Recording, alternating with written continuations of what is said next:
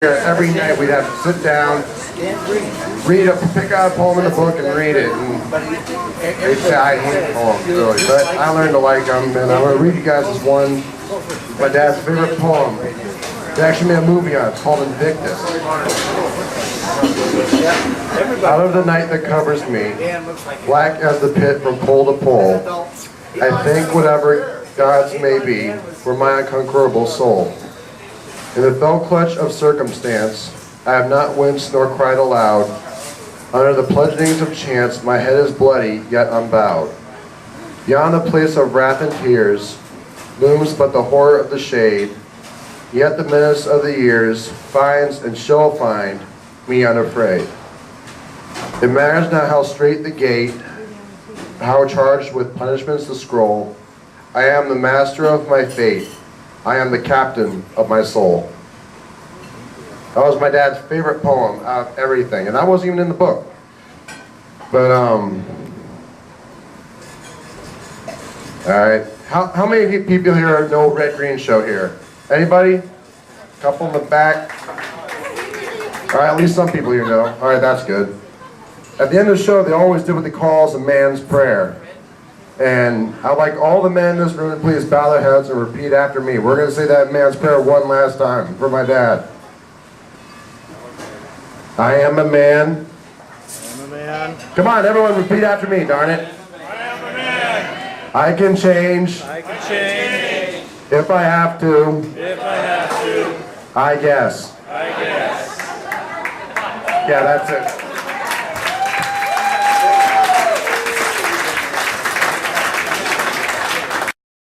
Going from New York down to Miami, and he and Roxanne just went to Florida. You gotta come down. We love it. It's the best place in the world. So from where I was standing, you know, I was living downstairs in the apartment. I had two children. We're taking care of his mother who had dementia, and everything was going great for her. But there was one thing that nobody was paying attention to, and that, or we were, but we weren't looking at it, and that was airline deregulation.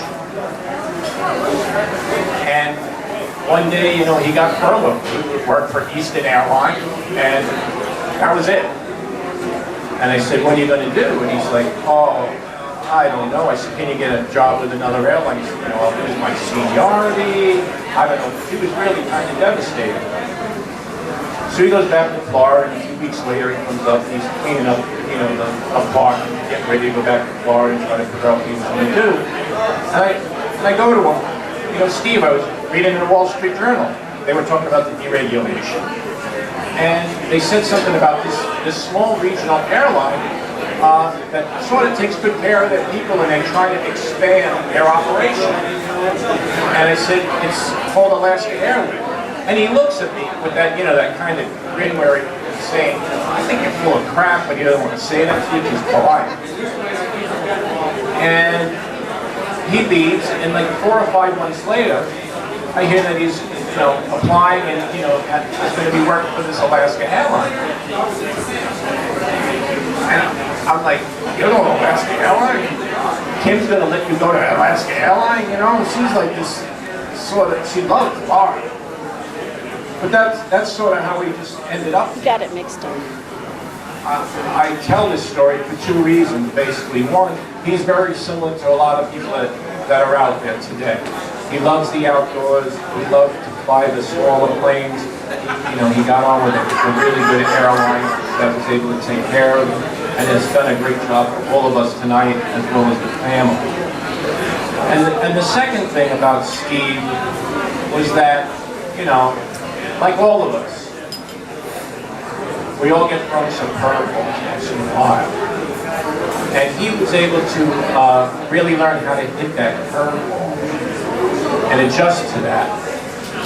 And to his credit, he's created what I see tonight, all these friends, and the life that he has. And I think not only did he hit that ball out of the park, but he really tattooed it literally across the United States. So Steve, wherever you are, may your skies be clear and you have a good tail Thank you.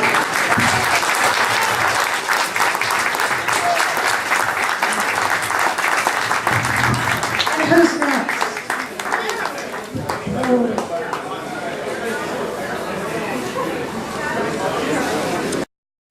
And he's a good friend. We have kind of slightly different personality types. He was a craftsman. You have to be a craftsman to build tables like these and the cabinetry we make and all the fine woodwork that you'd see, all this beautiful teak that Steve built. I kid him that he'd have to shake the endangered monkeys out of the trees before they cut them down in the Amazon and ship them up here.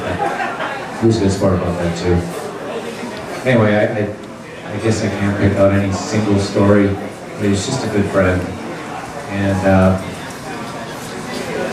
I'll miss him terribly. And anyways, I worked a little bit to arrange the travel arrangements for the folks to come up. It was an opportunity to meet some really fine people and a little realization about how the company works. Marie and Craig, they just open their doors, and it's easy to do things like this when you have unlimited cooperation and folks just falling down to help you. I put out on Facebook a bill for passes, and I had to turn that off in about 30 seconds because it was overflowed and I couldn't respond to them all. And it was just that kind of support all the way through. With the support you're showing from Steve's family, it's just been wonderful. And on behalf of myself, and I'm sure on behalf of Roxanne, thanks from the bottom of my heart. Here's to Steve.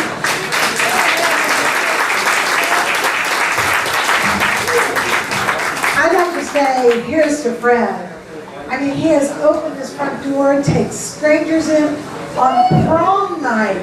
His daughter goes to prom night, and we're at the house. I mean, Hope goes to homecoming and prom. So, and the day before that, it was a field event.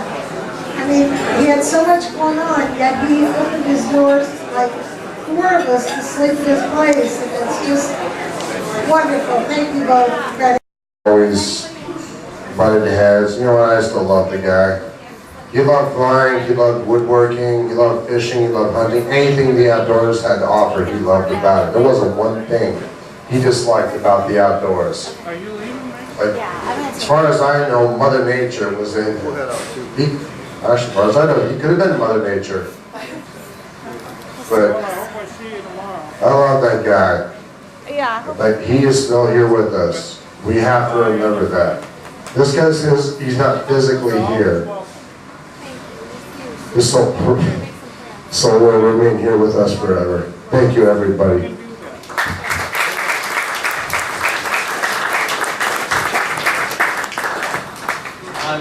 I'm Dan Green. Steve and I were twins. We both had gray hair. And great taste. And anally retentive. And good looks. Good looks. I'm not so sure about that. Thank you, Ryan. Knew Steve for many years. Commiserated about many issues. And pretty much thought along the same lines. There wasn't much that we disagreed about. Maybe politically somewhat, but that never got in the way. It just didn't matter. That's small stuff. That's very small stuff when you have friends. Friends go much deeper than that sort of thing. We hunted, we fished, we flew, we worked, recreated. What else is there? We didn't argue, not much, because we thought so much alike. We were twins, and I have twins in my family. They don't argue a lot, but they are younger. We're older. Steve and I were older, at very similar ages. I love that man a lot. Respected his opinions. I have yet unanswered questions that I needed to ask Steve, and I'm really not very happy until I get those, answers. Well, he probably will contact me, hopefully. Otherwise, I'm like doomed. As many of you may be, I don't know, but Steve had a way. The guy was very self-assured, confident, and humble, above all. Super. When I think of Steve, and there's only one word I can really think of is. Yeah, I probably can't think of it right now. Nice, but no, it's Mr. He's gracious. Steve was helpful.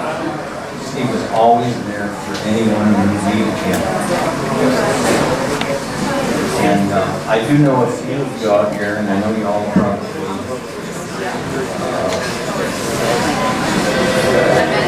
can relate to what I'm saying.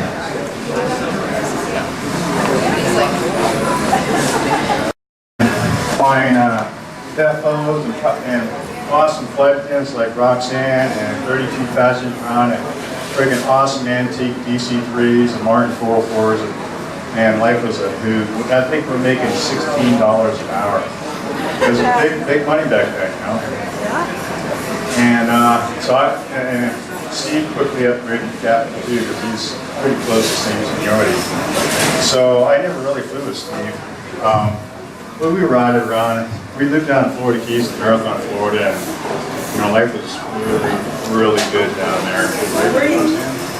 I mean, we just partied all the time, and windsurfed and sailed and dived and party score and then went flying. And so all I can do is tell you stories about me and Roxanne flying because she'd either fly with me or she'd fly with Steve on the other days. And there was one day I had a brand new FO. And the magic number in the DC-3 was 80 hours. And so all the senior captains would be querying the FOs, how many hours you got now? Old Dave, he goes, oh, I got 80 hours. And so that the word would go out to all the captains, go and watch this guy, he's got 80 hours. Which means he's going to lose it on you really quick. And so I knew Dave had 80 hours, a big guy, popular guy, fun guy. And Roxanne was my flight attendant that day. And I remember we had 11 passengers coming out of Marathon. And I go, Dave, this is your leg. You got to cross in from the right. So in the DC-3, we got the big long aileron. So we get off the center line, just use that for the aileron yaw to swing us back in the opposite direction to the center line. Whatever you do, stay off the rudders. Somebody give her a tissue. So you got it? Yeah, I got it. Okay, so we get rolling down the runway, power comes up, tail wheel comes up, and the airplane immediately starts weathercocks right into the wind. And Dave is great. He's a big guy, big solid guy, used to pump iron and all that. And he stabs the right rudder with his left leg. Next thing we're going 60 degrees in the other direction, heading for the palm trees. And very quickly I come in with differential power on the good side, and I get it going back to center line, but we're totally out of control. And we're just like banging back and forth across the runway. Finally I get a little flying speed and I just yank her off. And get her up in the air, we're staggering through the air. Finally we get it kind of squared away, get the wheels up, and flaps coming up, and get up to 1,000 feet, and I go, Dave, you know what? I'm going to give you, oh, I know what happened. How did, before I got it off the runway? David froze up on the rudder pedal. Froze up, and his eyes were as big as saucers. And we didn't have noise canceling headsets back in those days. We had a lot of yelling and hand signals. And not all the yelling I could do in the world could not unfreeze his leg off the rudder pedal. And this all happened in a matter of milliseconds. And I just remember reaching over and as hard as I could, I came down on his left leg with my right fist. Charlie forced him so bad he released it, and that's when I was able to get the airplane up in the air. And so we get cruising, we're climbing to get up to 2,000 feet, and I'm starting to roll the nose up trim and going, Dave, I'm going to hand it over to you because you're in trouble. And he's like looking at me and going, here she comes.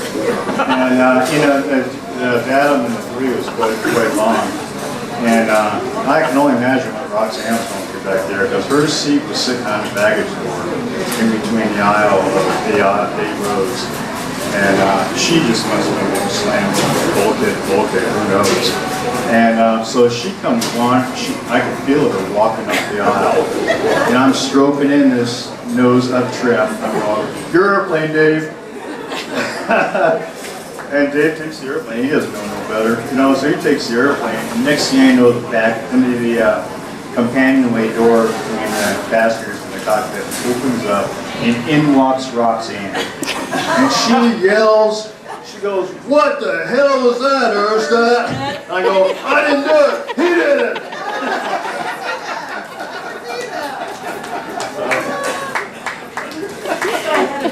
I knew it was Earth.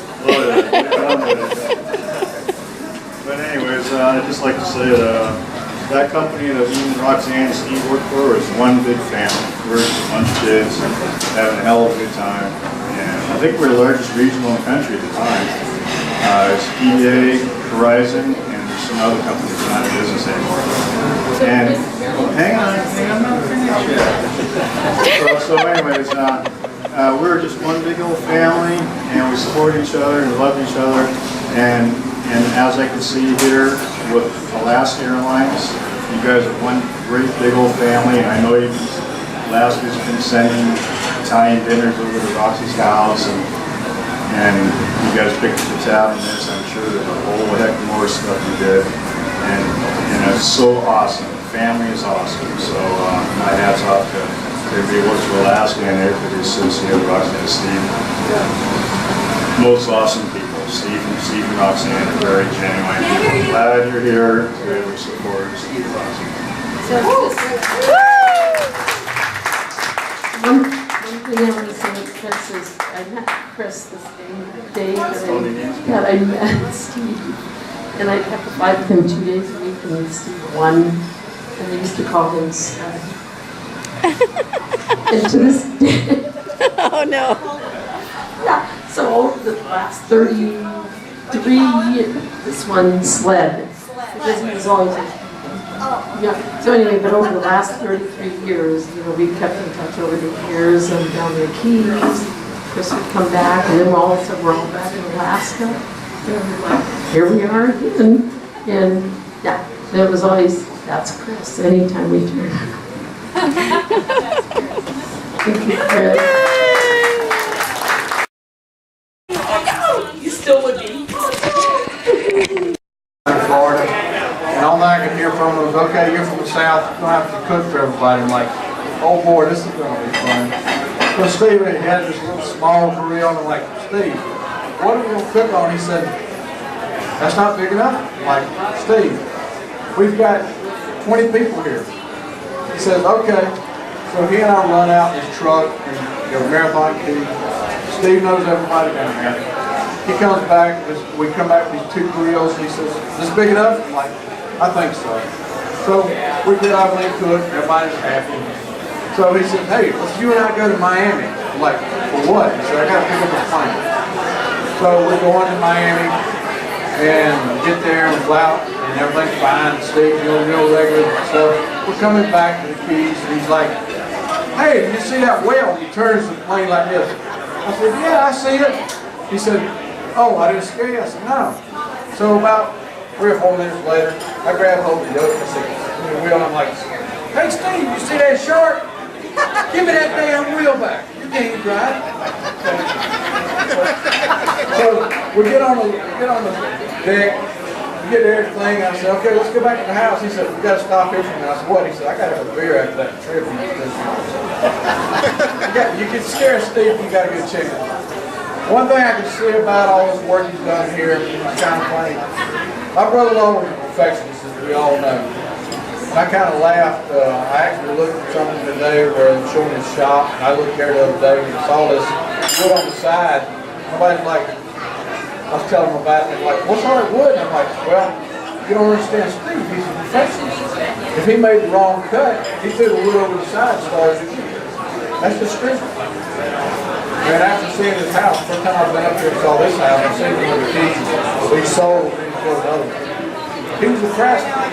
Everybody thinks he's just a pilot. He was a craftsman. He was a friend.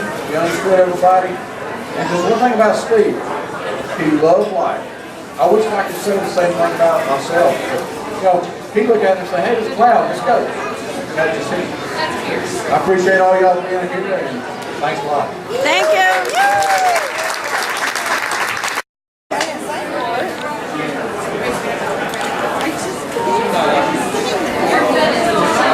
I thought you said it came back. I guess it came back, I need to sign it. Oh, I have it. I tried to put a name on that Steve talked about. You know, and I don't know you. Chris, I know that name has come up many times. I just saw you sort of speak. And there's many of Steve had so many contacts, so much influence. You guys influence him so much. It's a super family of people.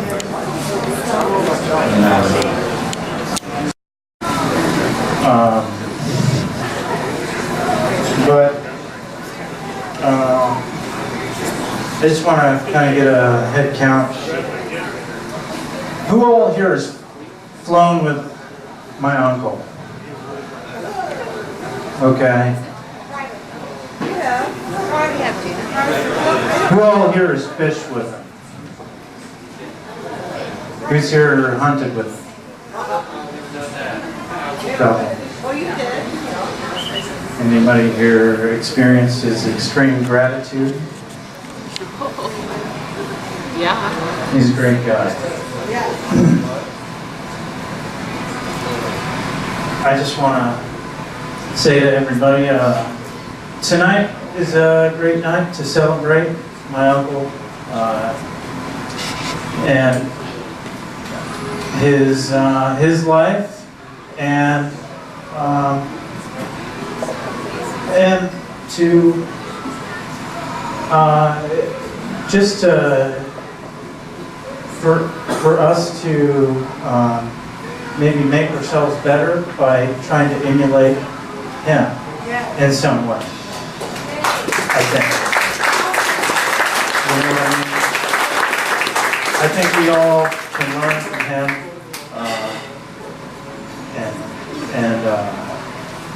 just we've all seen what he did. We've all learned from him, and we all loved him. So, whatever it is you've done with him, however you know him, just remember that. And it is what it is. Thank you.